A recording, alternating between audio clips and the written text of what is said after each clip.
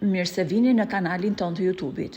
Sot do të flasim për një nga figurat më të njohura të ekranit shqiptar, Alban Dudushin. Prej më shumë se 30 vitesh në media, Albani ka qenë pjesë e pandashme e ekranit shqiptar, por ndryshe nga çfarë jemi mësuar ta shohim, sot do të zbulojmë anën e tij private dhe të pathënë. Shumë prej nesh e njohin si gazetar dhe moderator, por pak e dinë që Albani nuk ka studiuar gazetari. Ai është i diplomuar në Akademinë e Arteve në Tiranë, në degën e aktrimit, dhe pikërisht aty njohu dhe dashurinë e tij të parë, aktoren Nikda Dako, me të cilën ka edhe një vajzë. Pas 8 vitesh martesë, çifti vendosi të ndahet, por jeta e Albanit nuk ndaloi aty.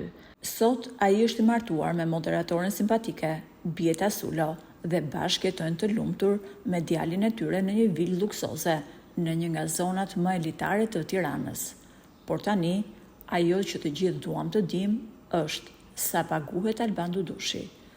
Në një vend ku rroga mesatare varion nga 700 deri në 800 euro, shifra që Albani merr është me të vërtet prallore. Albani paguhet 10.000 euro në muaj si gazetar dhe drejtuesi i emisionit politik. Dhe nuk është i vetmi. Kur u publikuan pagat e disa figurave publike nga të dhënat tatimore, u zbuluan edhe shifra të tjera shumë impresionuese. Për shembull, Ben Blushi merrte 24.000 euro në muaj, Arjan Çani 17.000 euro, Eni Vasili 11.000 euro dhe Andi Betja 18.000 euro. Po ju, çfarë mendoni për këto paga? A justifikojnë gazetarët këto shuma në Shqipëri?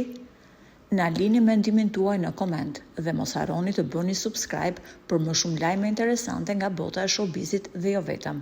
Faleminderit që na ndiqni.